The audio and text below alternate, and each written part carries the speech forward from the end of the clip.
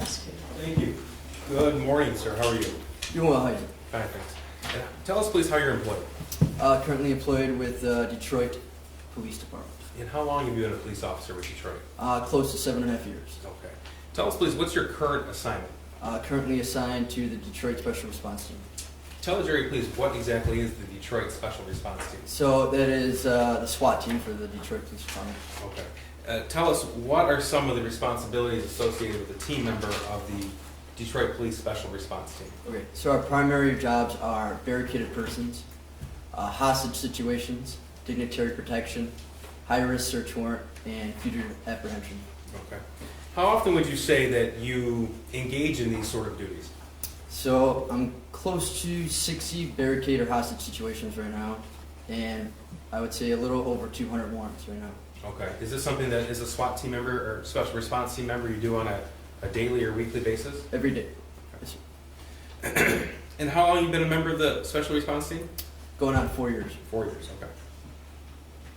I'd like to direct your attention to about 11:30 p.m. on Friday, December the 3rd, 2021. Do you recall that date and time? I do. And were you working or were you called in? I was called in. And tell us what that means, please. So I was probably sleeping at that time. My work phone goes off because we're always on call. So it's blasting. I wake up, you look at your phone, and depending on what you get called in, so that day we were called in for a fugitive apprehension. We're told to report to the base. I reported my base. The Detroit Police Special Response Team base? Yes, sir. Okay. And then what do you do there? Then I gather all my equipment up. So, you grab your rifle, your body armor, your belt, anything you need for your objective for the night. Okay. Were you told at that point why you were being called in specifically? We knew we were going for 2 fugitives. Okay. And so you got to the base and then you obtained your gear? Correct. And what happens next? Then I was loaded onto the Bearcat, which is our smaller armored vehicle. And then we go from there to our assigned address. Okay. So if I understand you correctly, there are other members of the special response team with you at the base at that point? Yes, sir. And you said we loaded on the Bearcat, so that means other members loaded onto the vehicle as well? Yes, sir. Okay. Do you recall how many? I would say around 6. 6? Okay. And you traveled together to the location you were called for? Yes, sir. Would that be 1111 Bellevue in Detroit? Yes, sir. Okay. So give us an idea sort of where this location is. So the closest geographic I would say would be like Belle Isle. If you go like Belle Isle and then west off of Jefferson, it's like the closest I can describe it. Now, do you recall approximately what time that you would have arrived there? It was late. I know we got recalled late, like almost 12. And 12 is at midnight? 12 midnight, correct. So I would say it took me about 20 minutes to get from my house to the base, and then after loading the equipment up, probably about 25 minutes from our base to the location. All right. Tell us, please, what you observed when you arrived at that location. So we were one of the last officers there because there's 2 different teams on the special response team. There's a reactive team. The first guys, they have take-homes, and they go directly to the scene. Take-home vehicles? Correct. Okay. And then the second set of the team, which I'm on, they go to the base and get all the equipment, and then they go to the scene. So we were probably one of the last officers that arrived to the scene at the time. Okay. So when you arrived there, can you give us a number, approximately how many other law enforcement personnel you observed? So I can't give you a hard number, but I can tell you when we pulled up in the armor, it was packed. Like I've been to a lot of stuff, right? The street was like I didn't even know what I was honestly pulling up on when we did that. When we pulled up in that small Bearcat, I was like, all right, I guess we're doing this. And there was tons of officers. The street was packed. It was busy. Now, tons of officers. Are we talking about just Detroit or other departments as well? I couldn't, like once I got in the building, I could tell you more. But pulling up, I just seen a lot of cop cars. Okay. So it's when you arrived, you made that observation. Did you meet with other team members? Yeah. Okay. Yep. And what happens next? So I got off the Bearcat. I grabbed the Halligan, which is like a pry bar. So we're taught that you have to grab your Halligan and a ram because you never know what you're going into. Can you describe what those 2 things are, please? Yeah. So your Halligan, it's gonna have like a sharp point on it and like rabbit tails on the end of it, and it's like a bar like about this big. Are we talking about 3 feet long or so? I would say, yeah. Okay. Safe to say. Then you have your ram. We use a maritime ram, so it's probably about this big. It's like 35 pounds, and it has a block on it about that big. Okay, just so we have a little bit of idea of making a record here, about a foot and a half long, or? 2 feet, safe to say. Okay. Yeah. And you said there's an end on it? A square end, yeah. A square end, and that's, what, 6 inches diameter? Yeah, I would say safe to say, yeah. Okay. And what is that made out of, if you know? It's enough to break the door down, so Okay. it's steel. Okay. And you said it's about 35 pounds? Yes. All right. So you grab those 2 tools, and then what happens? I grabbed the Hallion. So The Hallion. it'd be too much to carry your rifle, all your equipment, a ram inhaler. So I grabbed the Hallion.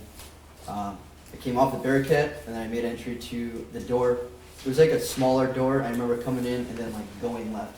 And when I got in, there was like a lot of officers there, my team members there, guys in jeans with like police vests on, like a marshal. There was a lot going on when I walked in. Okay, I'm going to show you what's been admitted as People's 306. Is that photograph in front of you, sir? Yes, sir. Okay. And do you recognize what's in this photograph? Yes, sir. And tell me what this is, please. That's the scene where we responded to. Okay. And is that photograph fairly accurately depict what that building was on the evening or the night of December the 3rd, 2021? Oh yeah, it was. I mean, to me, you gotta think I'm coming in at 1 a.m. Dark time. It was a warehouse. Okay. That's what I remember there. And here's 307. Is this the same building, just different view? Yeah, that looks like the door I walked in. See how it's like a smaller door? To the left of the picture here? Yeah, to the left, right there. Yeah. Okay. That's where I recall walking into a door similar to that.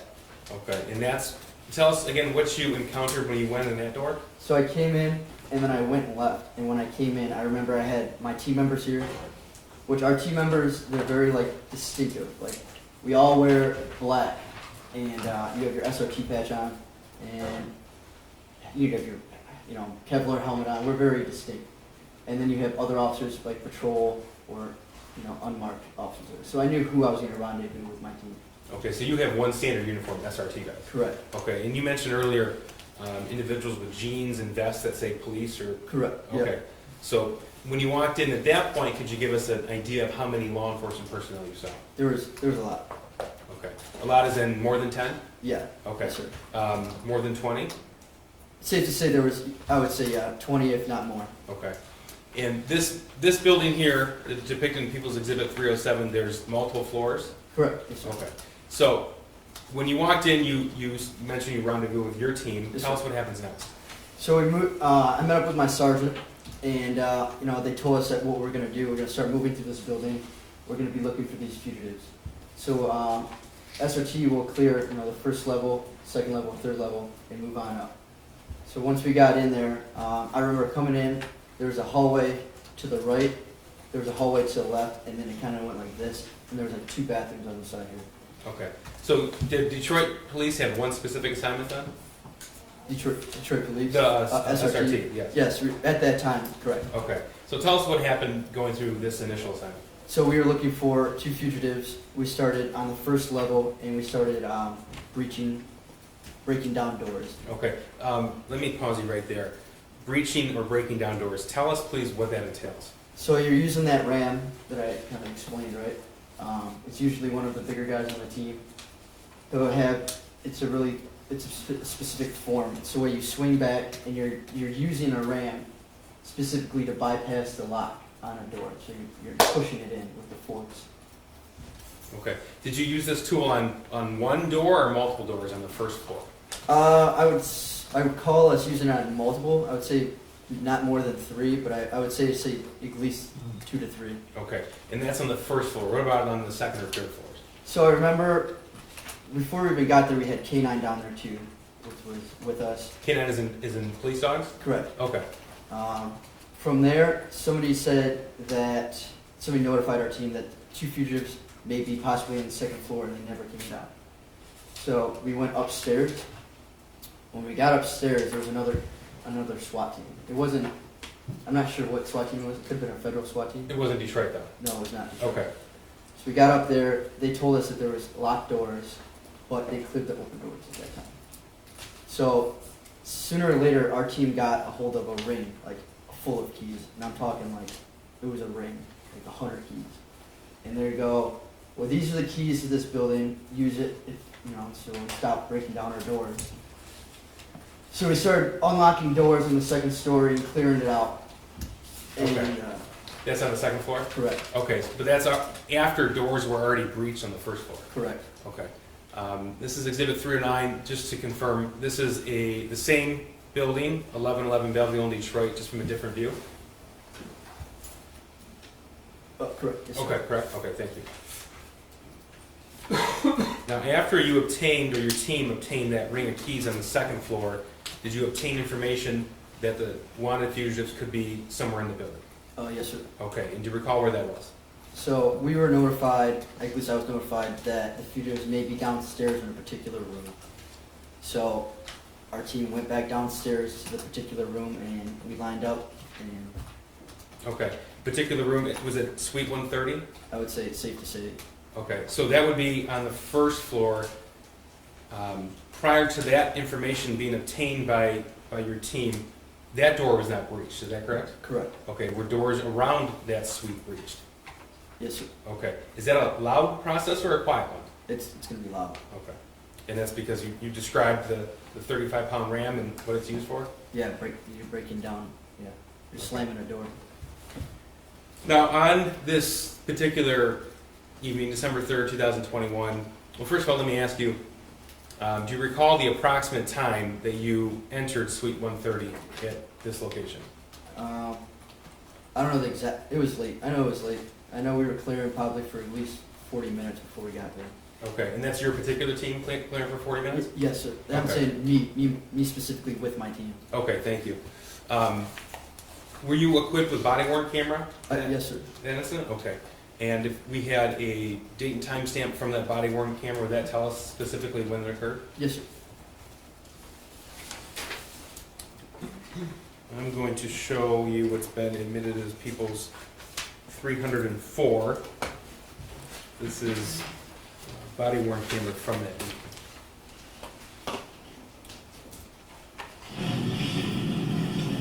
Just to confirm here, we have a date of December 4th, 2021, 1:34 a.m. And your name is on the bottom of this? Yes, sir. Okay. Do you recognize this as being your body-worn camera footage? Yes, sir.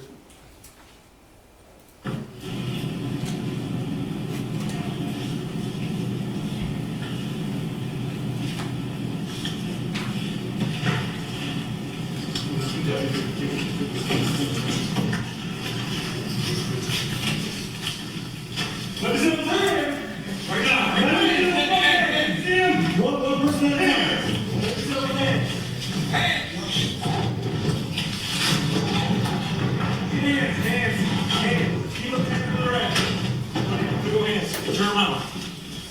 On your stomach. Fucking don't move. You sit down. Stay. Hold still. Wait. Ma'am, don't move. I got her hands. Do not move. So you're told to, okay?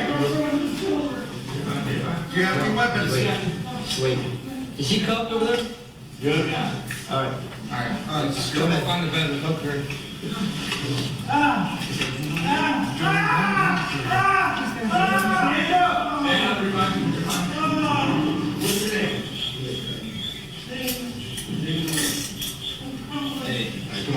That's 14.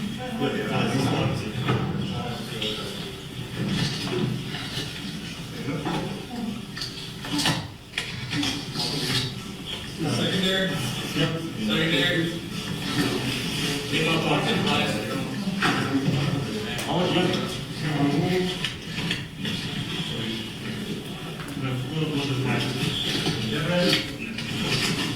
Yep.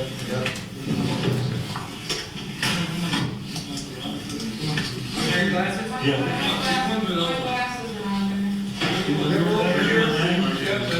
Those are mine. Wait. Look at him. Here, Mark.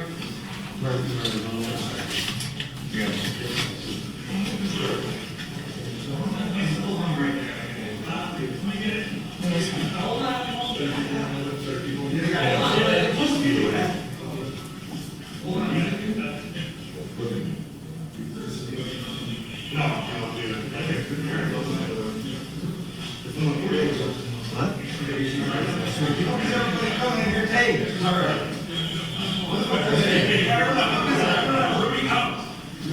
Everyone out. This is still an arrest. Out. Man, we have double checks and weapons, so. Okay. We're not, this is still an act. We got them, but we gotta get.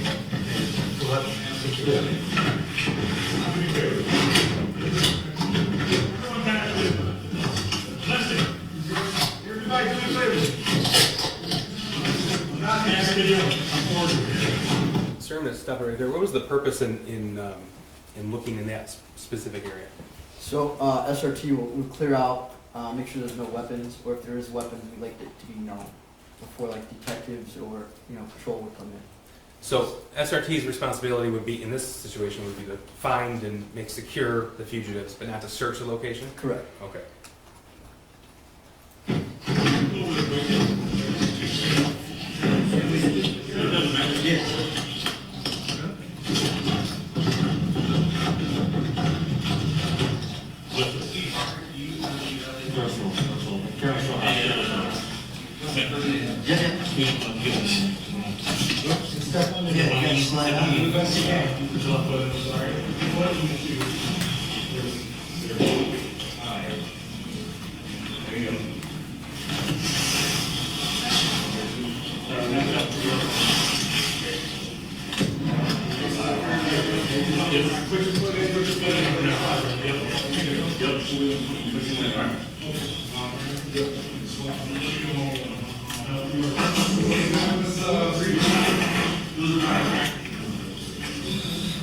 I can't do it. These are about crime.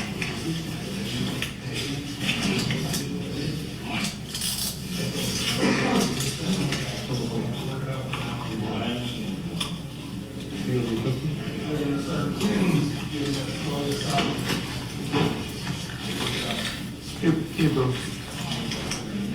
No, never mind. Hey, Woody. Yes, so put it on. Just walk on back from house shoes. Just step on back, push it down. Put your hands together like you're praying.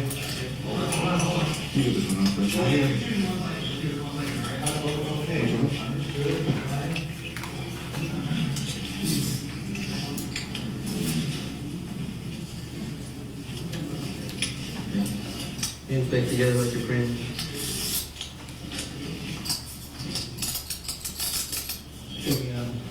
Double lock those.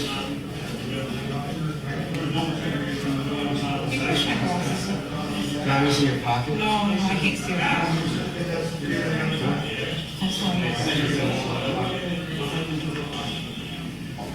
That's why. You search her?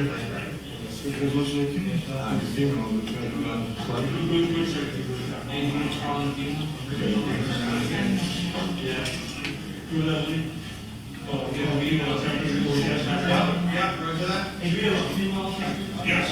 Now, here.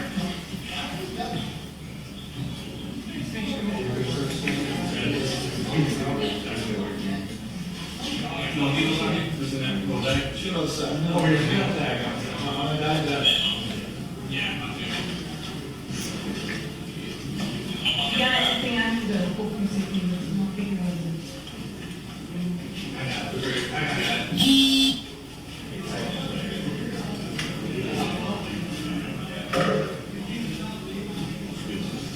The search of the male fugitive's person, that's for weapons. Were any found? Not that I can recall now.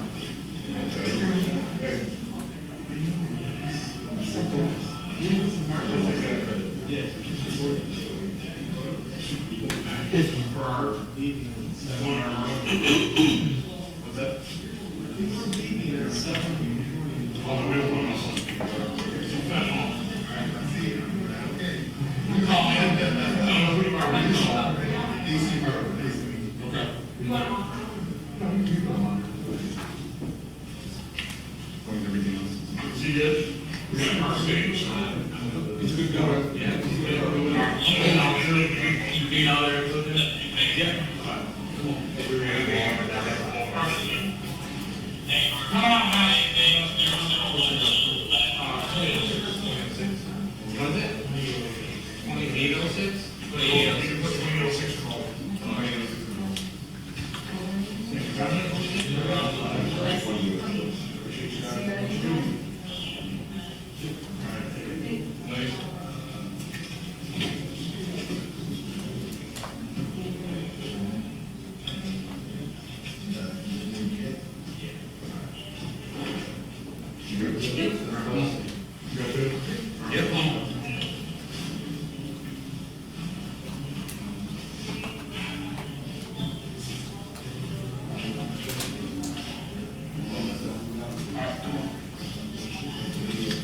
Well, something will come out.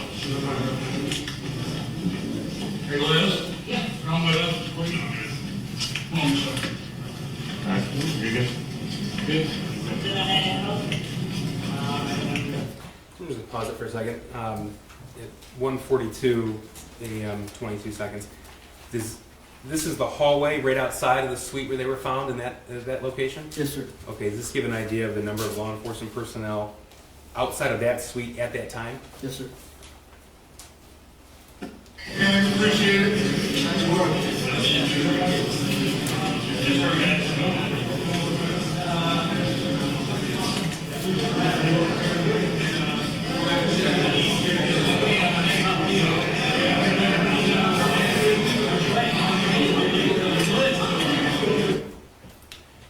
Thank you. I have nothing further, Judge.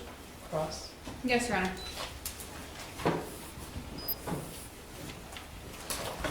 Good afternoon. Ma'am? Your role with Detroit Special Response Team, one of the things that you do is fugitive apprehension. Yes, ma'am. Fugitive apprehension is typically when there's a person who is not coming in to address allegations or charges against them, correct? I would say that's Okay. correct. Usually, fugitive apprehension is you get involved when it, and correct me if I'm wrong, Okay. if it becomes clear that that person is not going to come in on their own. I'm just going to object to the form of the question, Judge. He's testified that he gets notified of when to report to base. He's given an assignment, and he does the assignment. Yeah, are you the one who decides that? No, ma'am. In fact, you receive information from your supervisors, Yes, ma'am. and you have no knowledge of the truth to the information that you receive. Truth or inaccuracy, either way. And I believe my supervisor's not to lie to me, so I'm listening to their order. So you get a phone call, and you go to the station. Yes, ma'am. You testified that there were, I think you said, tons of officers at 1111 Bellevue on December, well, it would have been December 4th of 2021. Yes, ma'am. Yep. December 4th. Yes, ma'am. You knew that there was a shooting at Oxford High School on November 30th of 2021. Yes, ma'am. You had seen media coverage about it. Yes, ma'am. You were aware of it. I believe so, yes. Were you also aware that James and Jennifer Crumbley had been charged in connection with the shooting on November 30th? I can't say I remember or not. Okay. You don't specifically recall seeing that they were charged? Is that a no? No. Thank you, Your Honor. Exhibit 306 was a photo of the exterior of 1111 Bellevue. Your testimony was that you remembered it as a warehouse. Yes, ma'am. You learned that it was actually a building that had multiple businesses in it, correct? Yes, ma'am. You knew who you were looking for in 1111 Bellevue that night? Yes, ma'am. You had been given photographs, I believe so. descriptions. I believe so.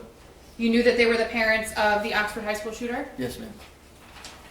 And you received that information from your supervisors or from the other officers when you arrived on scene? I would say it's safe to say our supervisors. Okay. Because the reason I asked that is because you testified that when you pulled up onto Bellevue, you didn't know what you were there for. So I wanted to clarify that before you entered 1111 Bellevue, you were given information about why you were entering. I knew I was going for fugitive apprehension. And who And it then- was. No, at the time I made entry, we found out pretty much who it was, I would say. Okay. Yeah. Entry into the building? Yes, ma'am. Okay. You testified that you received information while you were inside of Bellevue that the individuals may be on the second floor and may not have come down. Do you remember that testimony? Yes, ma'am. That was not true, correct? Yes. Yes. You learned that that was not true. Yes. The video from your body-worn camera, which starts at 1:34 a.m. and 20 seconds on the timestamp, or it looks like 18 seconds on the timestamp, it's quiet when your video starts, correct? Correct. You can hear Yes. like a little bit of your movement with your equipment and stuff, but otherwise, you don't hear yelling, you don't hear any other sounds, correct? Yes, ma'am. You would agree with that? Yes, ma'am.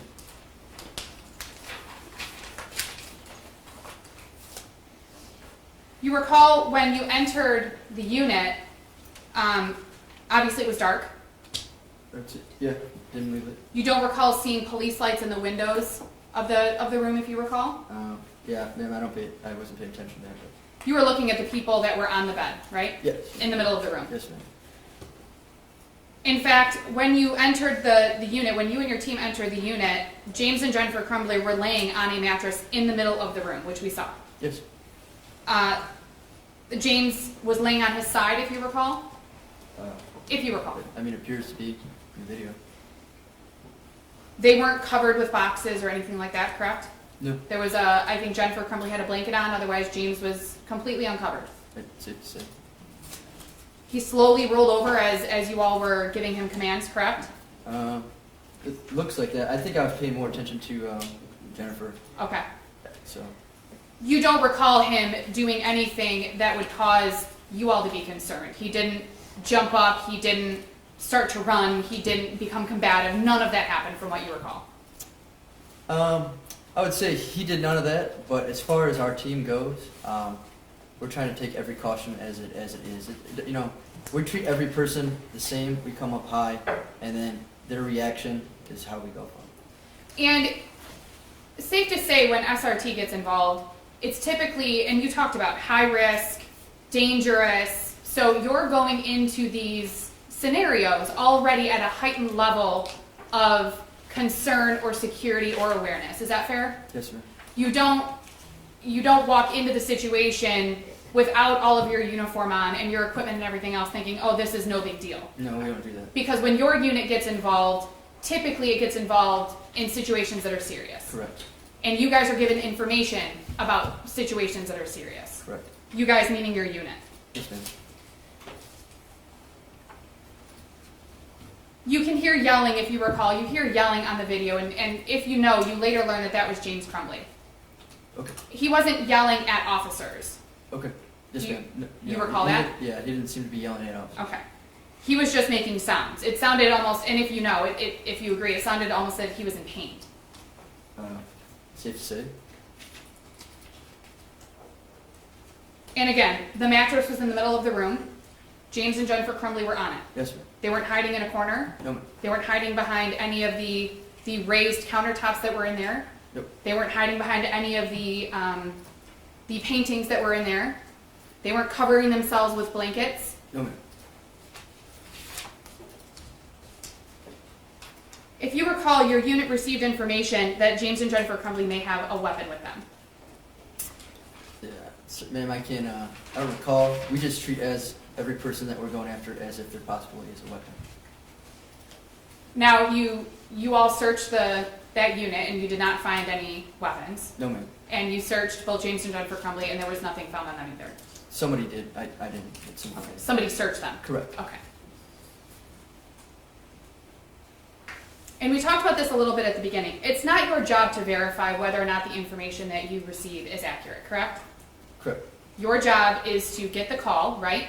Yes, ma'am. You go to the base, Correct. you get your equipment on, you load into whatever vehicle you're taking, and you go to the scene that you've been called to. Yes, ma'am. Now,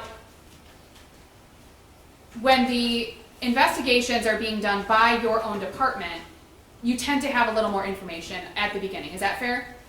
Me, myself. Your unit. So, yes, ma'am. I would say normally during times that we get called out, it starts high and then it comes to us. If that makes sense. High in the rankings. Yes, ma'am. So it would go to your supervisor or their supervisor and it gets filtered down to you. Yes, ma'am. And if you recall, at around 6 minutes and 40 seconds on the video, I don't remember what the timestamp was, you can hear James Crumbley say we were leaving at 7 in the morning. Do you remember hearing that in the video? I'm going to check with that, Judge. There's been any testimony of that, nor has there been any indication that that happened. It's on the video, Your Honor. Well, then I think the video should speak for itself for the jury to make the Yeah, determination. ladies and gentlemen, you can rely on what you see in the evidence and on the video, all right? Do you recall hearing that on the video? Man, we can run it back, but, Okay. no. I can put it there.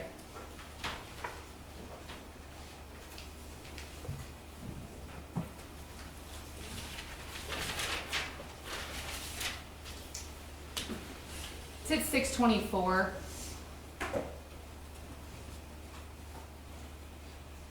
This is 3 or 5, correct? Yes, Your Honor. I don't know if that audio is working.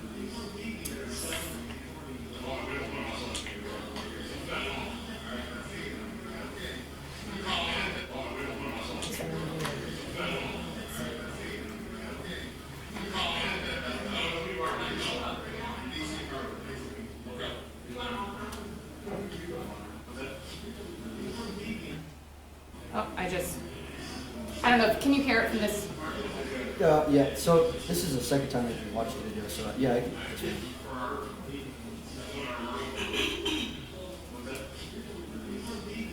Again, this witness can't interpret what he thinks somebody else may have heard. His camera, obviously, is 3 people away from where James Crumbley's in the video. The video would speak for itself. It does, she asked if he heard it. And he asked me to play the video back, Your Honor. Now, he said, if you want to play it back, go ahead. I mean, Well, she in didn't. response to a question of, did you hear that? Okay, so did you hear it? Just, Thank you. I have no further questions, Your Honor. Read your right. Sir, did you learn that they had active arrest warrants at the time you arrived on scene? I don't recall. I In would order say for a fugitive arrest to occur, you need a active warrant. arrest warrants. Yes, sir. Okay. And why would you be quiet right before you entered suite 130? So that's a form of a tactic. So we're trying to, if you can see we use keys, correct? Yes. You can have 2 options. We could ram the door, we could throw a flashbang in and cause diversionary, or you can come in and be quiet and be a shock effect that way.